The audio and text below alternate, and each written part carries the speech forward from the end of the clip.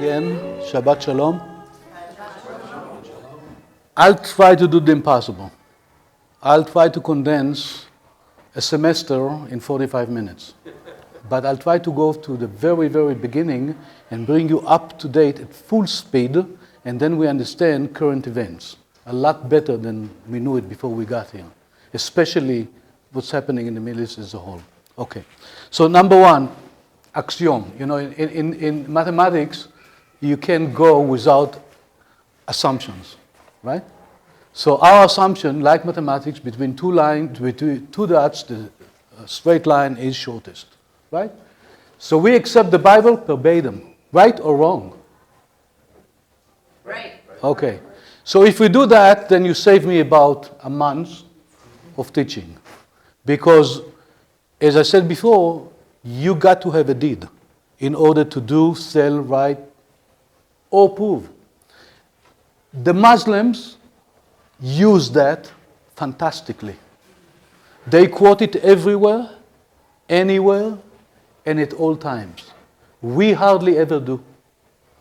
So if we take the Bible and we ask ourselves, what claim do we have over this? At least in the book of Genesis, I can give you 6 or 7 different places, and it will go all the way up to Kings. Now, if you take Abram, it's a fascinating story if you read what he had to do or what he wanted to do. He didn't have to do that in order to bear his wife.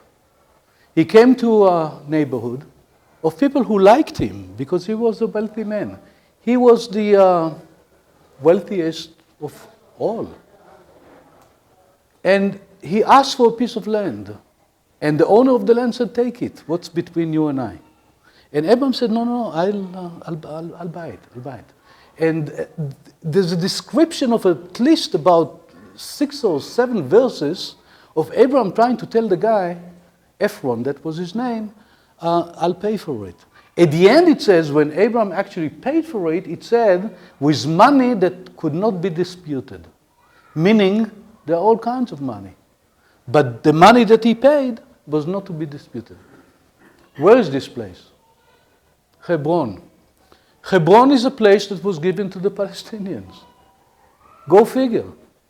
That's a place that we really have a deed for. Yeah. Second one, way down the road. David, as you heard today from Mount of Olives, wanted to buy a piece of land. Who does he go to? He's the king of Israel. He doesn't have to ask anybody. What do we have in the United States? Eminent domain, right? Yeah. We have it everywhere. He could have done the same thing, right? Push somebody out and take the land. No, he goes to this Arona family and said, I want to buy it. And again, there's a bargain there. What's this place that he bought? Mount Moriah. Where is this Mount Moriah? In the hands of the Waqf. Under the sovereignty of Israel, managed by people who try to kill me, you, and everybody else in between.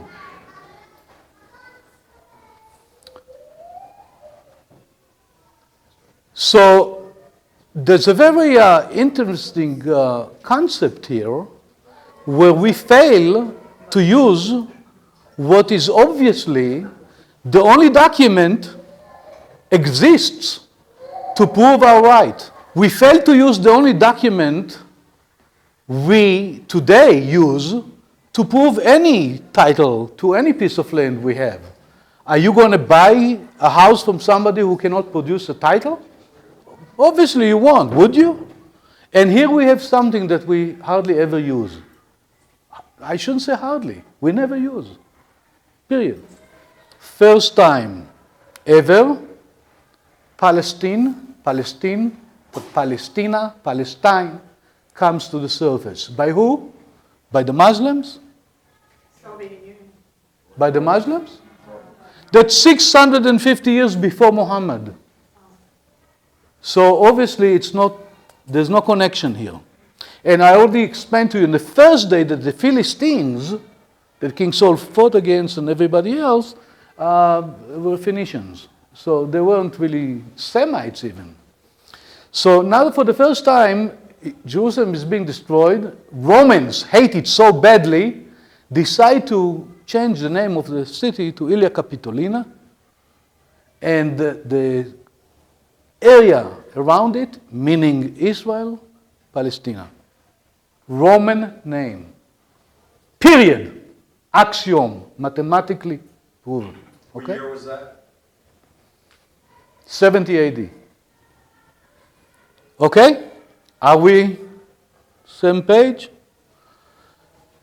Jews are being either killed, moved, being enslaved, taken away from the country. We are still in that exile. Most Jews, when they pray in synagogue in the morning or in the evening, say, may we are yearning for the time that we come in one piece to Jerusalem and we'll be staying here forever and ever and ever. Okay, that's the messianic idea of the Jewish people. Now, Jews are being taken away from Israel and they start to scatter all over the world. I have a very nice plant in my backyard. It's called the wandering Jew. Why is it the wandering Jew? Because the moment you put it in the ground, it grows everywhere. Right? A Yehudi anoded, the fastest growing plant ever. Right? So you take the Jew out of Israel and he's here, he's there, he's everywhere. Right? And in every place that the Jew gets to be, there's some big thing happening in these particular places. Why? Because the Jew was limited in what he could do.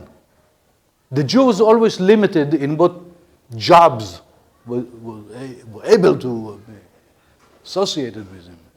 And this is why Shakespeare later on talked about Shylock and all these things. Why? Because they were limited. They were given some sort of part in society, which wasn't the best part of society. And from that point on, they created a bad name for themselves. But they were very good at what they did. So they always acquired money, which even brought the wars upon them. Why? Because there was jealousy. Right? My friends, Revelation.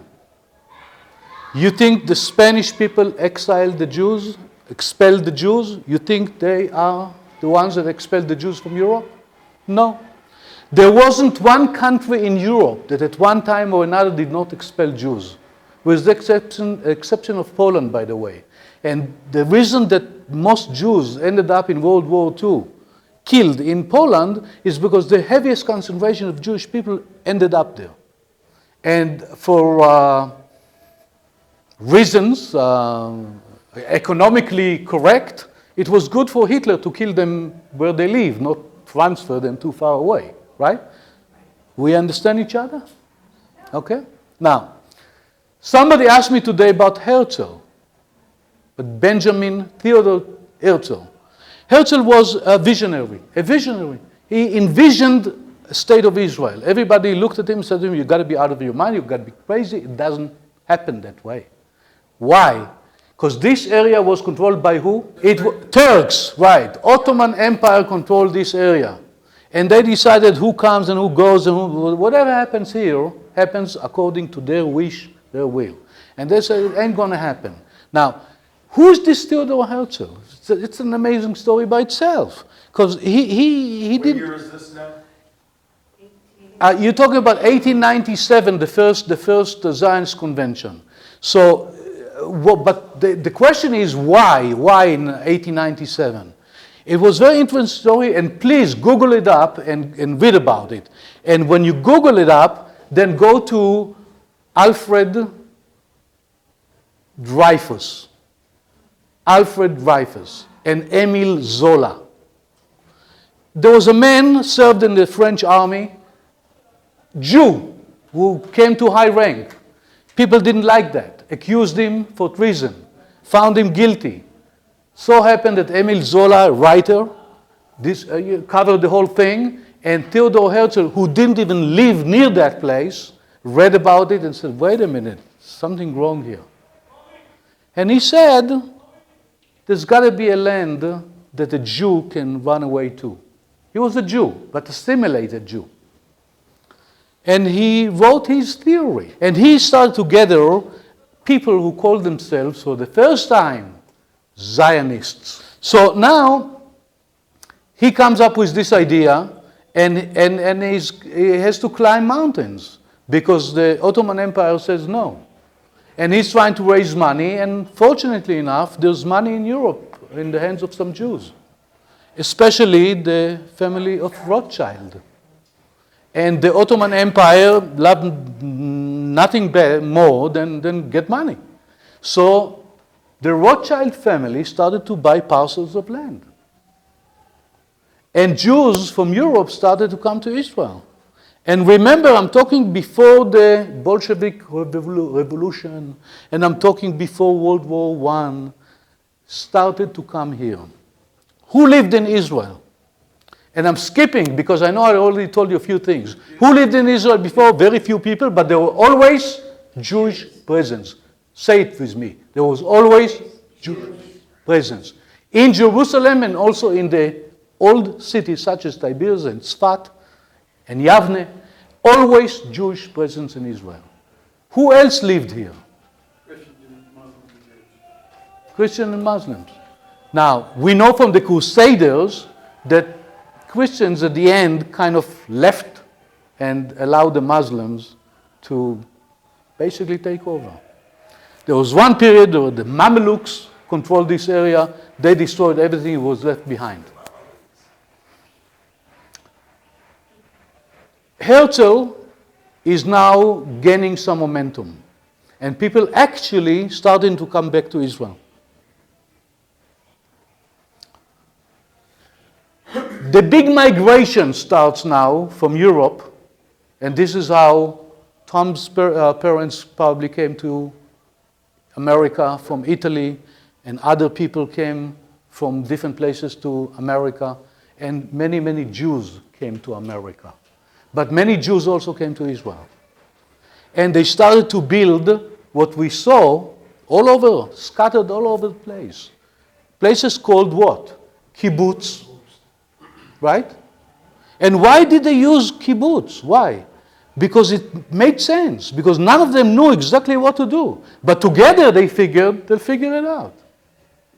And then came Moshav, which is almost a kibbutz. However, the land is more or less entitled to one family. And then came a Moshava that was some sort of between kibbutz and Moshav.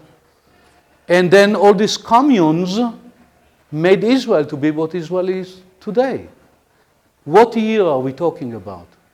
We're talking about before World War I and immediately after World War I. But who were those Jews that came to Israel? What was their occupation in Europe? What did they do? Well, let me tell you what they did. Some of them were bankers, other people were lawyers, other people were doctors, other people were, I don't know what, but none of them knew how to cultivate the land. None of them knew how to take a shovel and dig a hole in the ground. And yet, here they are establishing farms. What did it attract? Workers, right? Now, who would be the workers that would come to work in Israel when the Jews started to inhabit the land? Arabs. From where? From all over the Middle From all over the Middle. I'm glad you didn't give me countries, because there were no countries. From all over the Middle East, at least before World War I. And I'll explain why after World War I it was differently. But in the beginning, yeah, they came. They came to work, and the Jews cheerfully paid them whatever they wanted. It wasn't a lot of money, but for the Jew it was a way to make a to cultivate the land. And for them it was a way to make a living. And they settled near where? Near where they worked. They wouldn't go for a weekend back home. They stayed. And they created what? They created families. So far, are we on the same page? World War I, Ottoman Empire, biggest thing ever happened to the Middle East since Crusaders' time, picks up the wrong side. So now they pick the wrong side and they lose. And as I said, funny, in a funny way, those with the cylinder heads and those with the berets started to divide the spoils, right? What's the spoils? The entire Middle East. From Turkey all the way to Egypt, all the way to Iraq, all the way to Afghanistan. All this was a spoil. And they divided it. But how do you divide it? You move people from Paris to settle the land? Or to control the land? Or governors? How do you do that? Obviously, none of this took place. Now, who were the real inhabitants of the Middle East? Tribal societies. Just the same thing as you have in South America, the Aztecs and the Mayas and in America, all the different Indian nations. They were different people. The fact that they have the same color skin and have the Quran as their book doesn't make them united. Let alone those that use the Quran in different way, like the Shia and the Sunni. But none of them had big love affair with each other. Yet the people in Paris and the people in London started to create lines on the sand and give the spoils to what we know today as dictators. Obviously, there was no democracy. How can you have a democracy with people that don't know what democracy is? And I believe today democracy shouldn't be a part of the Middle East. It just doesn't prove to work. Who decided democracy is good everywhere? If it's good for America, God bless us. If it's good in Israel, God bless us. But does it mean it's good in Iraq? We saw what happened. Is it good in Egypt? We saw what happened. So, what don't you understand? What are you trying to accomplish? So now they drew lines in the sand and created nations. Nations controlled by dictators. And these dictators owed something to the people who put them in control. So Saudi Arabia was aligned with England. Then America came to the game and there was a lot of money exchange, and Aramco all of a sudden was created for the oil of Saudi Arabia. And for years, America and Saudi Arabia were bride and a groom. With some major stupidity. What's the stupidity? The same stupidity that Obama is trying to do now with Iran. Give it a time where it ends. So at one point, you develop all the oil fields in the world, and you create all the wealth there is, and one day they say to you, thank you very much, guys. It was nice knowing you. Go back home. If you want our oil, pay. American equipment, American drills, America does everything, and one day it's over. So when Obama says now, let Iran go and let us buy 10 years, what's going to happen in the 10 years? What happens in the 11th year? Something as Aramco achieved in Saudi Arabia. We became dependent. When they didn't like us after the war in 1973, don't you all remember the lines of cars in the gas stations? I used to work at a gas station. There you go. There you go. You live this history. I'm not talking about ancient history here. That's what happens. Who here knows the history knows the future. Now, World War I created this situation. World War II made a lot of Jews very unhappy. Many died, unfortunately, in the crematoriums. Other people got into Israel. 1947 declaration of a decision of partition. 1948 independence. War, miracle, we have a country. What happened to this country? From day one, he doesn't see a day of rest. From the very beginning, those around us are telling us, you don't have the right to exist. Simply exist. Now, this country is unbelievable. If I had to read about it and not live it, or not being a child of people that actually made it happen, I'd say it's impossible. It's a novel. It can't be right.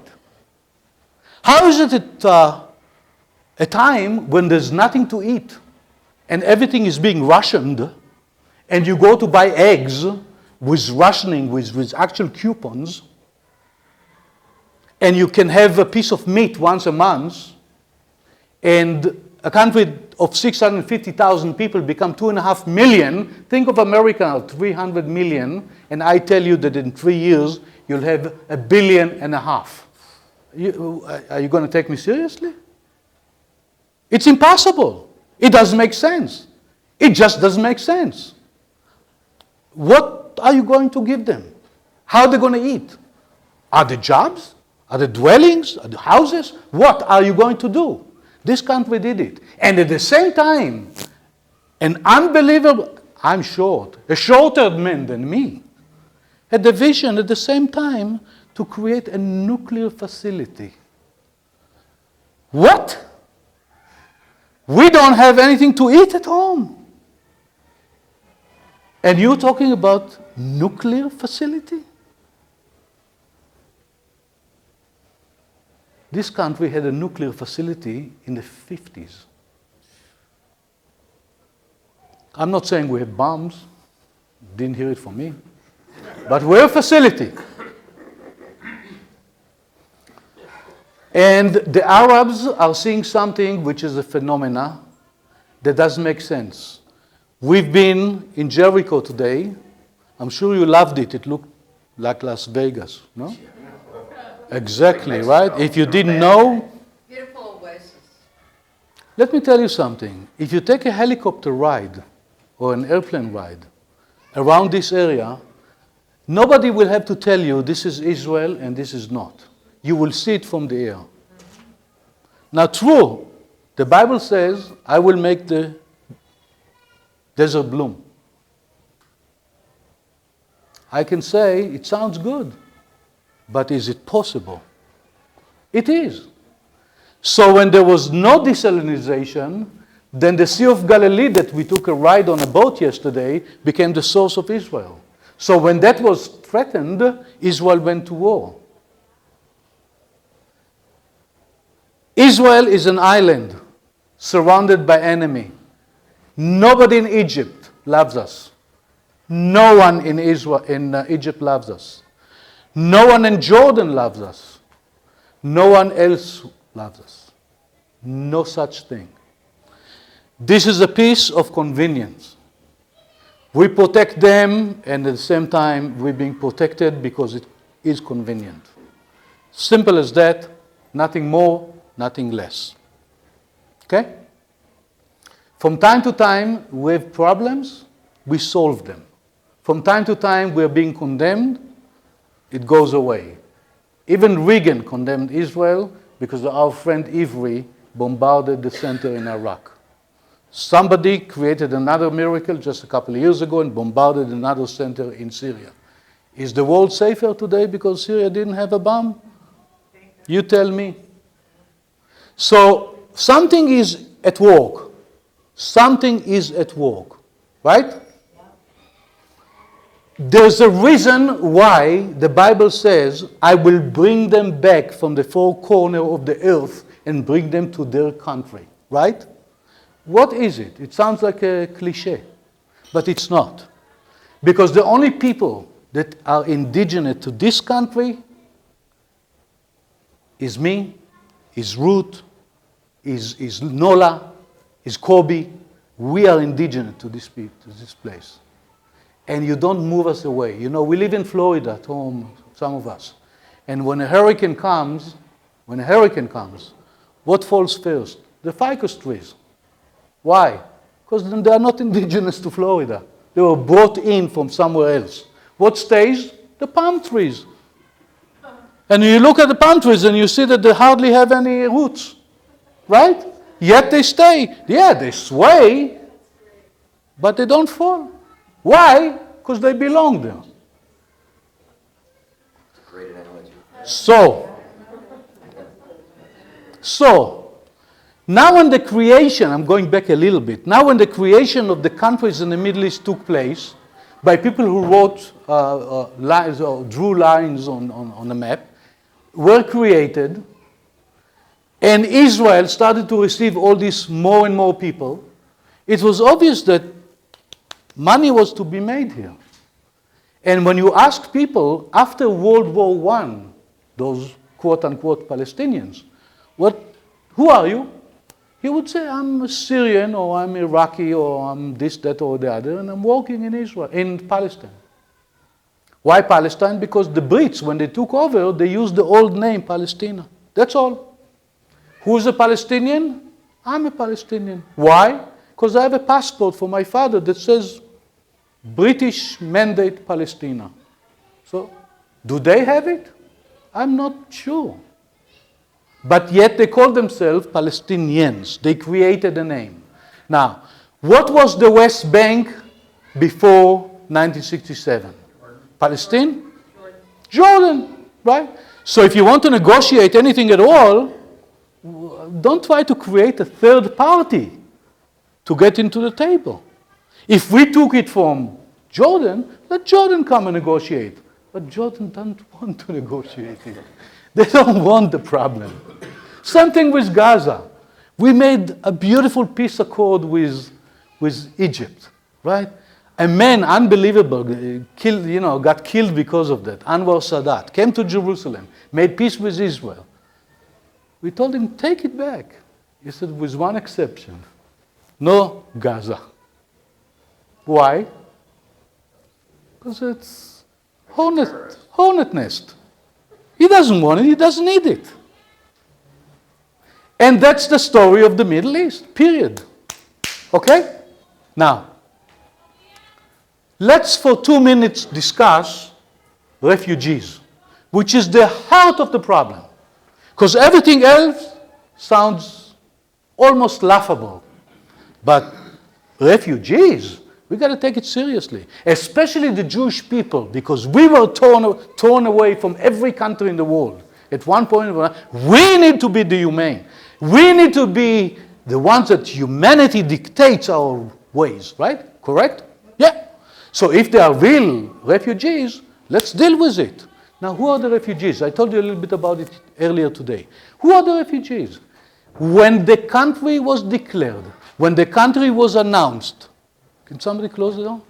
When the country was announced, when the country was declared, the war of independence started, and when the enemy of Israel from all directions, all the way from Morocco, as I mentioned before, all the way from Morocco, and Iraq came against Israel, it was obvious that the Jews in Israel, time to live, came to an end. And tomorrow I'll share with you something else on top of Masada. You'll be astonished what I'm going to reveal to you on top of Masada. The time came to an end. What Hitler started was going to be finished in 1948. And the Arab leagues, the Arab legions who came against Israel, told the people, the Arabs in Israel, move, move, move. Because if you stay, you're going to die with the Jews. So to save your lives and your family, get out of here. Get out of here, you be away a week, 2 weeks, you come back, everything is fine and dandy.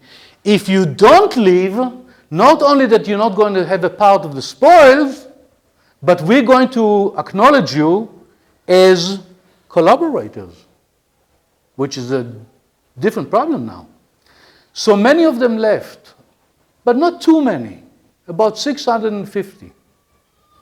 650? 50,000, 650,000. And I'll tell you something.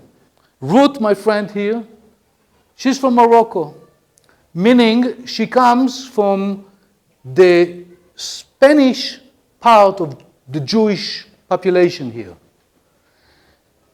The people from Morocco, from Tunisia, from Libya, from Egypt, from Iraq, from all these Arab nations that waged war against Israel were compelled to leave. They were the real refugees. They came to Israel penniless. We had places in Israel we called ma'abarot. Ma'abara is a place of temporary dwellers, almost like the Bedouins. They lived in tents, in shacks. For how long?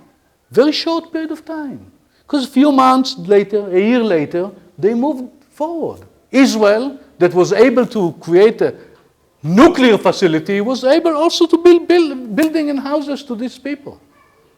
They were immediately immersed in the population, and they were immediately Israelis de facto. What happened to the Arabs who stayed in Israel, who didn't listen to the legions that told them to run away? You know who they are now? They are the people that you met in Jaffa the other day. They are about 30% of the people who live in Haifa today. They are half the city of Akko. The people that you bought the little things there in Akko are Arabs. Why are they still here? Because they didn't listen to the nonsense about the Jews are going to kill you and we're going to save you, save your lives and come, and then you come back a few weeks later. They stayed. You know what they carry in their pockets today? The same Israeli ID as I carry. They carry the same passport that I carry. And they have all the privileges that I have, but they don't have all the obligations that I have. If I have to go to the armed forces, I don't have a choice about it. If I go to serve in the army, that's my obligation. I cheerfully do that. But this is something I have to do. This is not a volunteer army. Okay? Ruth has a son. He's going to be in the army just like his father before him, like my father. We don't have a choice. The Arabs don't go to the army. Yes, they can volunteer, but I can count them on my fingers. And if they go, they also go to places that we're not too afraid to give them positions there. But that's the fabric of Israel. And we went from one war to another, from one war to another, from one war to another. And we always been blamed for the turmoil of the Middle East because we don't make peace with the Palestinians. That was the major problem of the world. If in China there would have been a problem, it's probably because Israel and the Palestinians. It became the scapegoat for everything that happens in the world. Palestinian. And let me ask you a question now. And it's a real question that I want you to try to understand and to grasp. How is it possible for a refugee to remain a refugee and it never comes to an end? Children and grandchildren and great-great-great-great-great-great-children are still refugees. It's got to be a reason. What's the reason? What do you think? One word: money.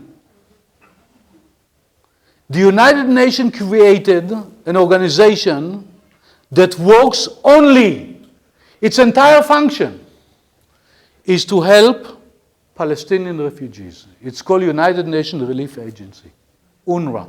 If there was no UNRWA, trust me, there would be no Palestinian refugees. So none of the Palestinian refugees from 1948 ever died. They lived to 200 and 300 years. Their children never die. And I bet you in about 10 years, there will be probably about 25 million refugees. And they were born in Dearborn and in Orlando or in Panama or in Australia. They're still refugees. In the United Nations Relief Agency, these people are refugees. Never been to Israel, never stepped foot in Israel. Their parents never been to Israel. They were born in different hospitals in different countries. They are still refugees. They get money? Now, who get the money? Do these people personally get the money? No. Arafat. If they did, I would understand that it could actually come to an end by a settlement of some sort. But no.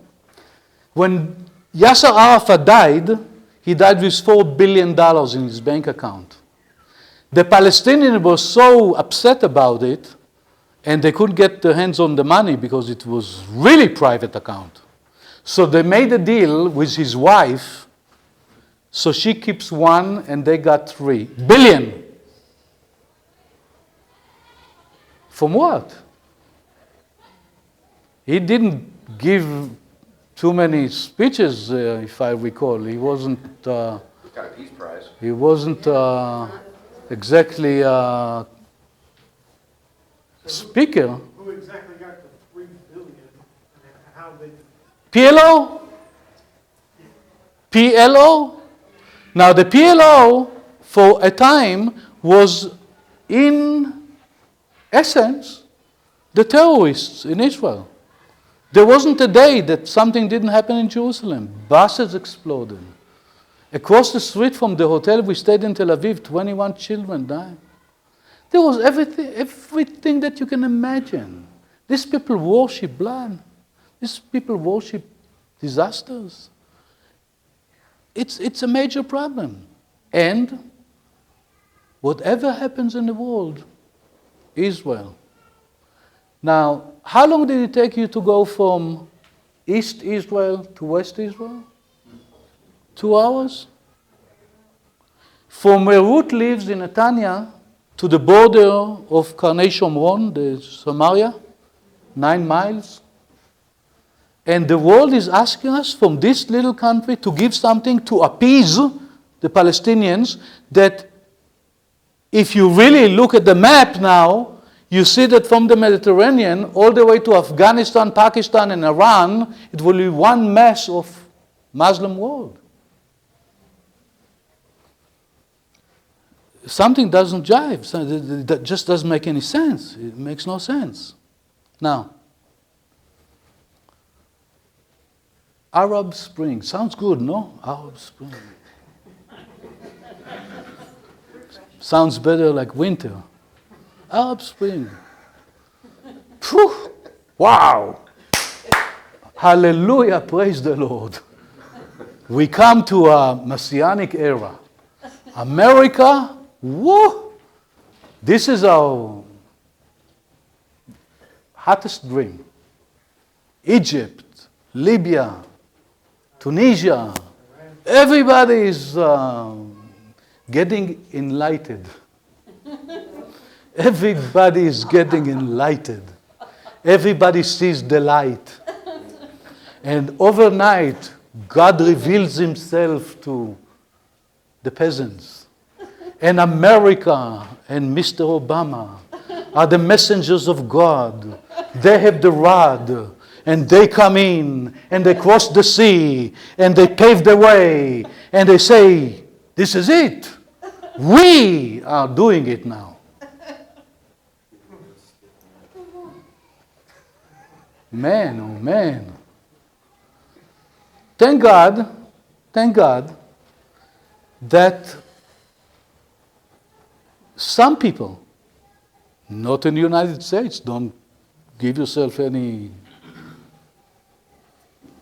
Some people realized that what's going to happen here is real Armageddon faster than it intended to be. So a man like Sisi, who is no friend of anybody, and things of this nature started to come, and Tom Trento talked about it, so I won't repeat myself. But the major problem, and I'm not going to divide this Middle East now to 15 or 16 different groups, but let's just stick with the ones that we know best, the Shia and the Sunni. These two people made sure that the world never saw a peaceful day since the beginning of time, since the beginning of their creation. And at the moment, we're seeing a situation which is a phenomena by itself, and perhaps God is taking control. I don't know.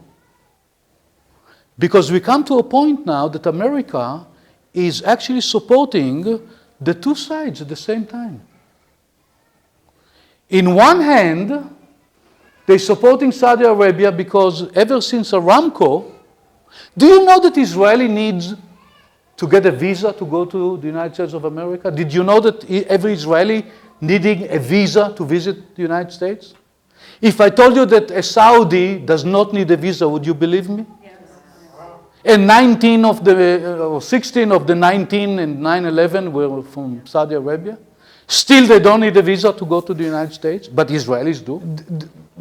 What was created here is an enigma, in my view, because not in the history of mankind, there was one empire that actually support, unless you're reading 1984, Orwell, you know, with the three, there actually were two, and the third was a creation, a figment of our imagination, right? How is it possible? So you have now a situation in Yemen where Saudi Arabia is moving in a major way that scares probably the hell of Washington, D.C. And on the other hand, because no boots on the ground decision, the same Washington, D.C. is allowing Iran to manage a war. How do you think that's going to end? How do you think that's going to end? Now, it must end because it cannot continue like that. It just doesn't make any sense. So you're looking at a situation now that an alliance that wasn't even possible before is being formed. I believe, I'm not telling you anything from knowledge, it's not personal knowledge. I believe that we're sitting on the phone with Riyadh on a regular basis. People that we never considered in a lifetime to have any association with. I believe we're doing this with every country in the Gulf. Why did Israel go to war in 1967? Do you remember what I told you? Because Egypt, Gamal Abdel Nasser, was doing what? Was cutting off Israel from the water that connected Israel with the Far East. Can anybody tell me what's the name of this strait? Well, you're close, but you're not there. We are talking now Bab el-mandeb. This is the horn of Yemen that is the closest to Somalia, where Abdul Nasser at the time was going to cut the Strait of Tiran, meaning that you cannot enter Israel. Bab el-mandeb making sure that the world is cut off from everything. So if you talk about the Strait of Hormuz, you're only talking about a fraction of the oil that moves from that part of the world into the rest of the world. Why? Because Hormuz is up there near Kuwait.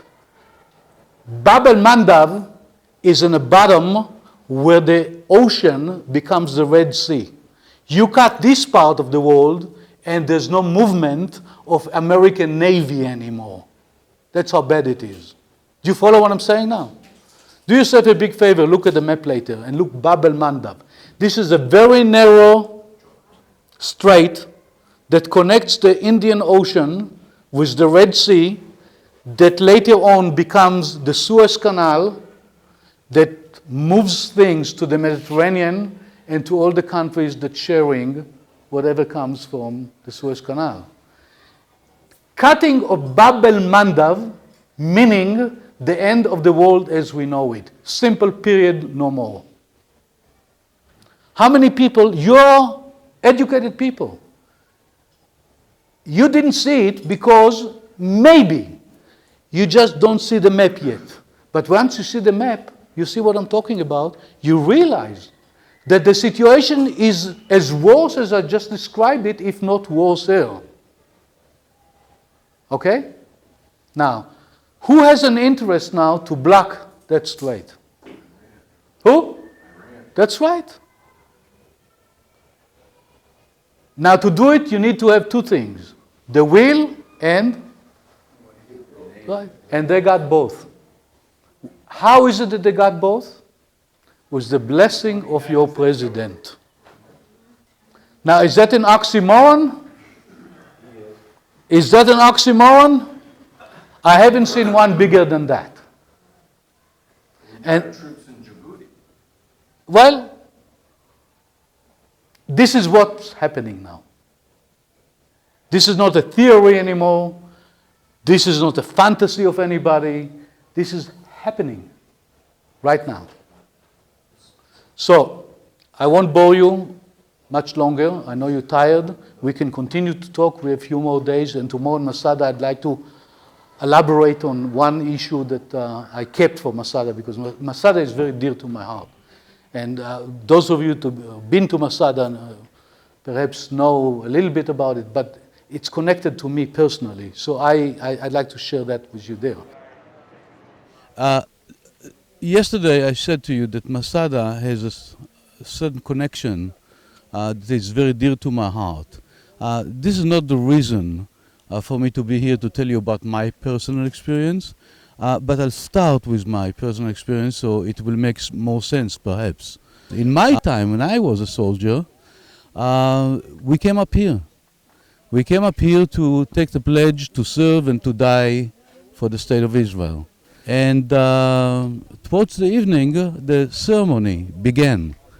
And at one point at the ceremony, there was a fire sign that was lit up, which said in Hebrew, Shenit Masada lo tipol. Never again shall Masada fall. And that was the almost like, you know, when you tattoo a cow, you know, and you make it yours, it became like something that lived with us forever. Every kid in Israel knows what it means. It's not necessarily Masada, it's Israel. Shenit Masada lo tipol, never Israel will give up. We are here to stay. Nobody's going to take it away.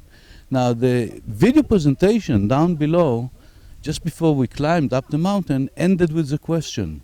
And the question was, what will you choose? Would you also commit suicide? Would you kill your families? Would you fight to the end? Would you stand up until the end? And nobody has an answer, because you've never been in this situation, so you don't, you can't. When we took the pledge, when our soldiers, when I was here taking the pledge, the enormity of the saying didn't sink in quite as much as living years later, participating in wars and so on and so forth.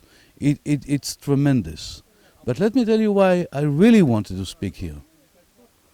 See, when Jews were taken to ovens in Europe, into concentration camps, to death camps, there was also fighting in North Africa. General Rommel, the German man, fought against Field Marshal Montgomery. And it looked like we're losing, the Germans are winning. Why? Because it started somewhere near Tunisia, and it started to come this way towards Israel. Why were the Germans needed to come to this area altogether? It's obvious. Whoever controls the Suez Canal controls the area. Whoever controls the oil fields in Saudi Arabia is doing the right thing for himself.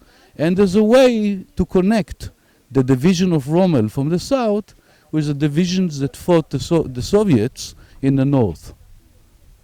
So when I say we, I wasn't alive, the people in Israel already knew that it is a matter of perhaps 2 days for the Germans to come to Israel.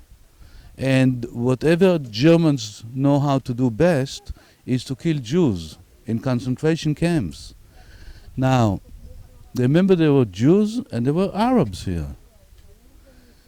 The Arab leader, the Mufti of Jerusalem, meaning like the high priest,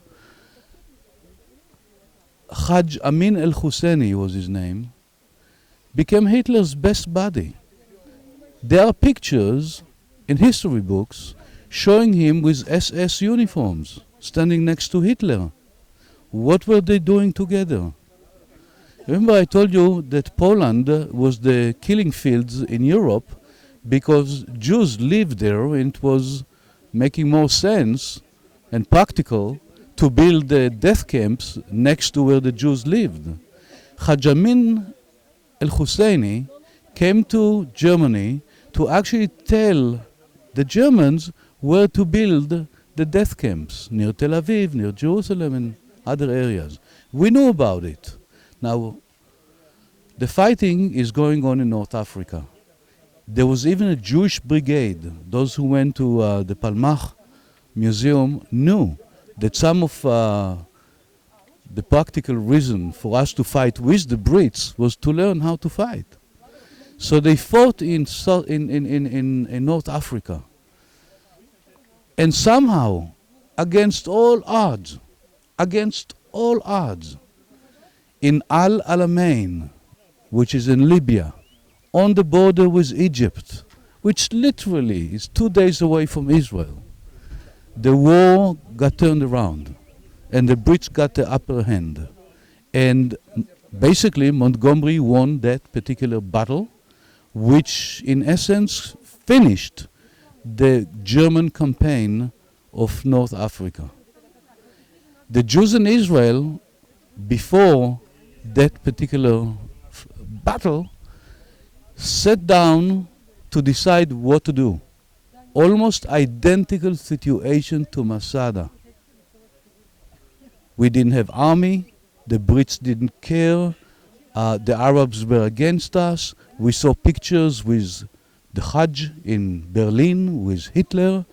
What will you do? What will you do? And the decision was made. A decision was made before Israel was a state, a sovereign state. We lived here under British mandate, but we had a government, a Jewish government. Ben Gurion was already the leader of Israel. And he said, let's move Masada to the Carmel. Remember that place we went the other day and we saw Armageddon below? It's the peak of the Carmel. The decision was to take everybody in Israel and bring them to the top of the Carmel and fight. Till the last man. There is a sign near where we were that still says, Masada on Carmel. Here we are on top of Masada. Soldiers come here to visit like you. They don't take the pledge anymore here. I did. And this is why this story is here. And I want you to go back. And when you tell the story of Masada, don't talk about a story that took place 2,000 years ago. Talk about a story that took 60 years ago, which may happen tomorrow again. I love you.